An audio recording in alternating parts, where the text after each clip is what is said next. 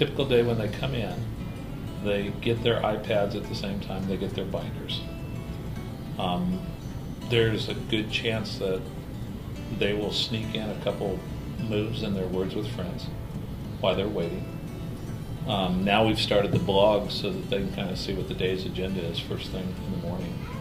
There are some that, in all honesty, check their email, and I have no problem with that as long as it's appropriate. Typically in the mornings are writing time, so half the kids will be writing on paper, half of them will use the movable write and submit their writing for the day electronically. Math usually follows after that. The math book, because it's all PDFs, they pull those PDFs in, they graphically fill them out and email those back to me. While that's going on, other kids will actually sneak in and finish their writing from the morning or whatever the case is. Afternoons, a lot of reading, a lot of social studies, and again, that's PDF format.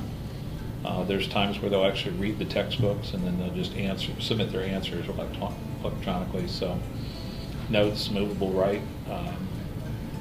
Let's see, how else have I seen it? They just email it to me, whatever format. But just as long as it's text, that's really the only issue that we have.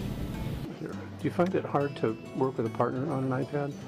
No, I think it's actually easier. Why is that? Because I have an idea and she has an idea, and that way, if we put our ideas together, then we can get something that is more accurate. Do you mind working with a partner when you're working on an iPad? Is it hard to share one? Whenever we're playing certain games and stuff, but not just in general or anything. So do you have problem sharing? Is that an issue? No. What I've done is the iPad is assigned to the table. The kids are movable at all times. And so when we do move tables, they come in, they reset 3 different features. One's the background screen where they have their names, because that just makes finding their iPad easier. They will then go in and reset 2 settings on the shared email account we have so that I know when email comes in who it's coming from. Mm-hmm. And then they'll change the signature line just to reflect that as well. And that's, I don't know, a 2-minute process.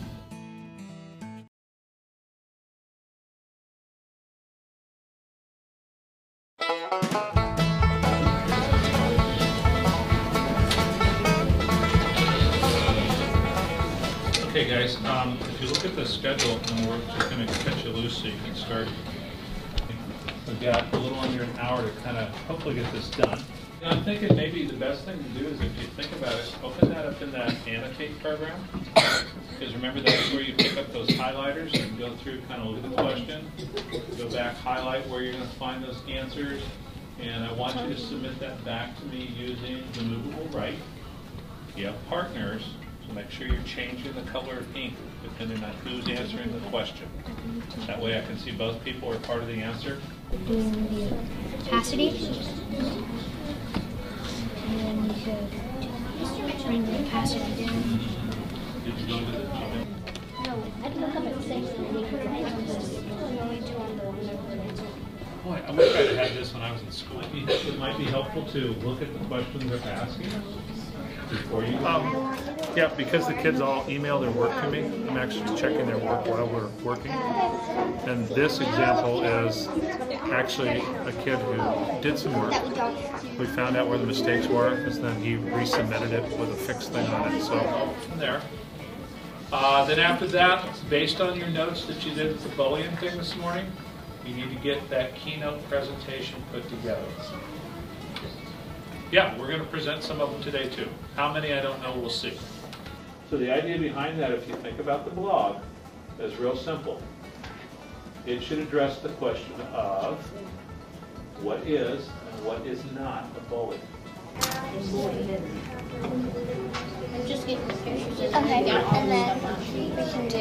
and then we can just do can be a boy or girl. We are using the mail program to go get Miss Sharpen the picture that Mr. Mitchell sent us, and then we are downloading it onto the reminders about Keynote.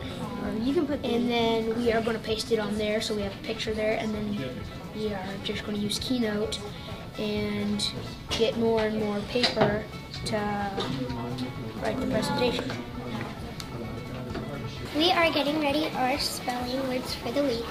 Well, we take a word, he gives us a word and tells us to spell it. Then we come over to Word Web and we type in the word and it gives us a bunch of definitions to capture right now. So, if you don't know the meaning of the word, you would go to Word Web. Like, I don't know the meaning of the word speed. No, I know it. I just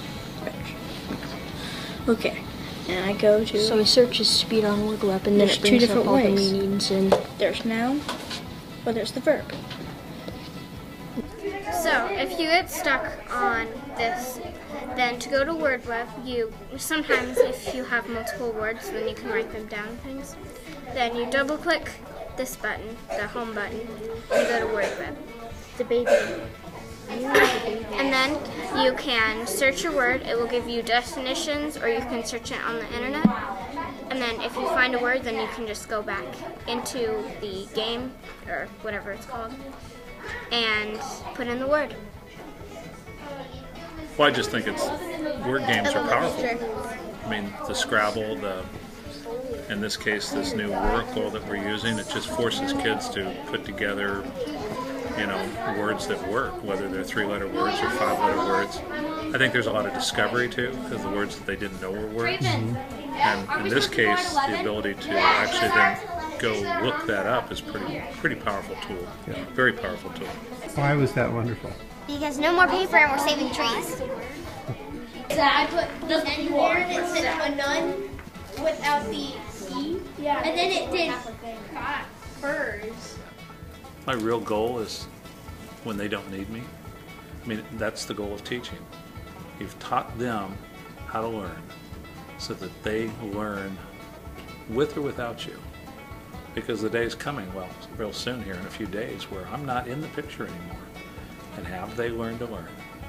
Right now, you have a classroom and there are iPads everywhere, and you get your work done with your iPads. Next year, there probably won't be any in your class, I'm guessing, in middle school. What do you think about that? I wish there was. I don't think they continue having making iPads for all schools and stuff. It's easier to do work. So. How will it be different? Well, it'll be different, because when you need help or something with a project or something, you can always there would always be a calculator or something on there, and now you won't have that help with you right there. And if they have, then maybe I'm not really a teacher. Maybe I'm just kind of I don't know what's the word, kind of a guide, kind of a, let me point you in some directions and see what you do on your own. Because if they stop learning when you're not here, then what have you really done except trained? You've trained them to wait. Yeah, you've trained them to wait until somebody else says, do this. They do that. They stop. They wait for the next instruction and that's not learning. Then you take 3 times 3 equals 9 plus 1 is 10 thirds. So what is 25 6 times 10 thirds?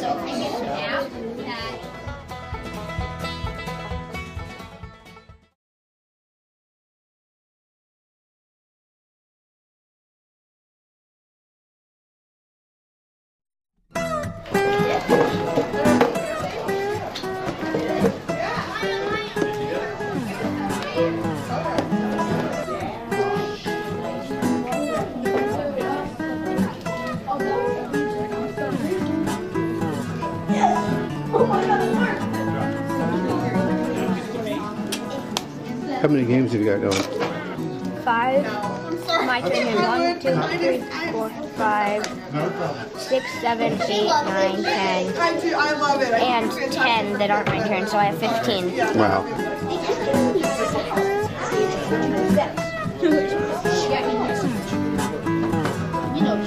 I guess the reason why I'm getting my son an iPad is because of how much he's learned through it in this class.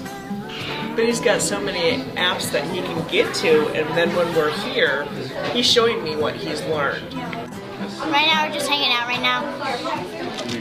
So right now we're playing a game on the iPad while we're just like hanging out.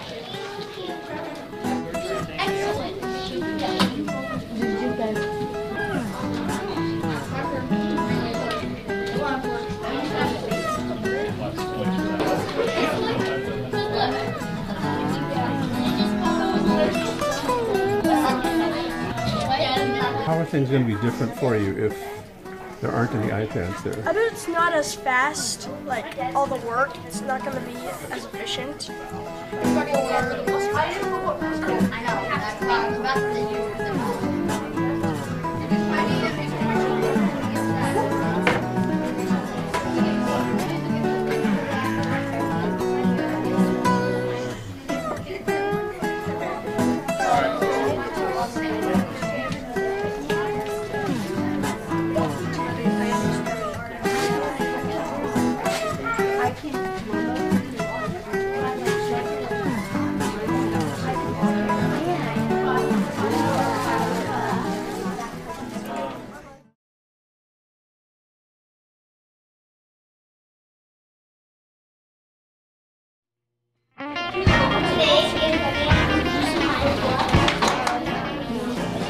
What about the nature of instruction? Has it changed the way you Definitely. manage instruction in your classroom?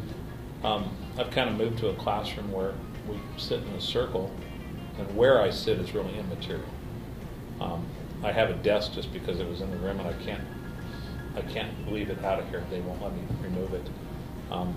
But what it does is, with the iPads all having projection capability, the other day we had a presentation on one of the human body systems, and a wire went from each kid. Then each kid was able to present their entire project on the screen, the good, the bad, the ugly, take comments from kids, but instantly be able to go fix errors or mistakes and be able to instantly resubmit their work. There's two tables where I've got two private tables, and the benefit of that is you get your own personal iPad. So there's a lot of competition for those two tables right there. And how do they get there? Academics. Academics. Purely academic and behavior. You've got to have the high grades, you've got to have the good behavior. I mean, is it hard having two people on the same math problem? Well, it's not necessarily hard having two people, but in my opinion, it's easier for one person to do it. Originally, we bought 10 iPads last spring, late spring, as a pilot of the idea. In your class? In my class. And we didn't get those until, well, when did we get those? Well, I guess we got those the first of the year, so we didn't have them last year. Well, I had my own personal iPad in here. Those 10 iPads then were a springboard that was stimulus money. We bought another 102 iPads. So there's 112 iPads distributed throughout the building. Fifth grade's got 30, fourth grade's got 15. Most grade levels have 15. We've got them in the SPED rooms. We've got them with the Erie tutors and the RTI facilitators. So there's iPads everywhere. I don't know, the logic of it makes sense. Half the price of a laptop. We have found an app for every curricular need we have asked for. Kids don't hesitate to use them. The idea of using their fingers to, input, to interface with it, it makes all the sense. They last 10 hours on a charge, so we charge them once or twice a week. I interact with my students from 5:30 in the morning till midnight because that's when they're on and that's when they're active.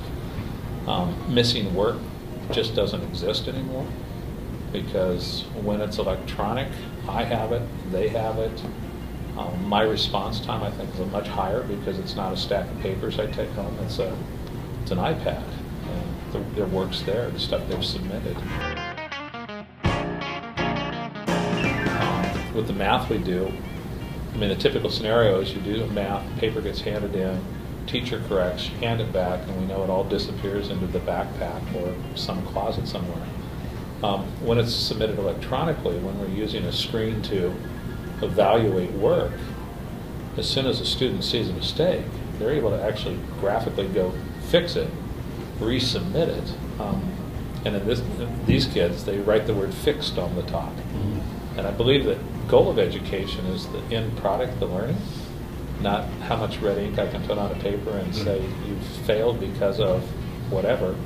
Wouldn't that be a new standard, the 100% standard? We work it until it's done right. Then we move on. And rather than me, stapling their work up on a board of, here's the 4 best or the 5 best, perhaps we need to look at all of them and find common mistakes, find common excellence, put that standard up there that we really are looking for a 100% project, not 70% because that's the standard, I guess, to pass anymore. What do you think about being able to use calculators in school? I think it helps check your work, and it just makes things a little easier. So, and it's good to have it on iPad. Yeah. Does anybody mind if you use calculators for your work? I'm not really sure. Your favorite thing about school this year? My favorite thing about school would probably be the iPads. The middle of this quarter, Mr. Mitchell said, "Okay, give me your math books. We're getting rid of them." But that was after he got on Safari and found out that he could email the math booklet and whatnot to us, and then we could just take a screenshot of it after we download it, put it in iBooks, then we could take a screenshot of it and take care of it in Adobe Ideas. So now we no longer have math books, and we don't use the We the People books anymore. Very cool. I say my favorite part of school, Well, me, no doubt. I would say it, but I'd rather say the iPads, because the other one I don't want to get into. The iPad, it just feels, when I first came here, I was holding the iPad, I'm like, oh my gosh, I feel like I'm going to mess up. But then I got used to it and all, and it just feels like one of my everyday things, is what I use. So it's easily, I would give away all the laptops that I happen to have, which half of them are mine to begin with. The desktops, I'd easily give those away if I could have a private set of 30. I wouldn't even hesitate. I've got several kids that spend, I don't know how much time looking through apps, trying to find apps that address something they think we're learning in school or we are learning. Half the apps we use are things they've discovered, not me. And we have sessions where that is the question, what's new, what have you found, show me, does it fit? And so what I've done is I've extended my ability to find skill-specific apps by a factor of 20. I mean, how much did you have to explicitly teach them about how to use iPads? Very little. It's such, I mean, how much do you have to teach kids how to finger paint? Yeah. And you don't. You give them a piece of paper, you give them paint, and there's some innate thing in us that says, dip my finger in the paint and draw on the paper. And there's something about a tablet with a touch screen that you don't have to train kids how to take their finger and touch the screen. They just do that. What you end up training them is, what are the paths to get to an end?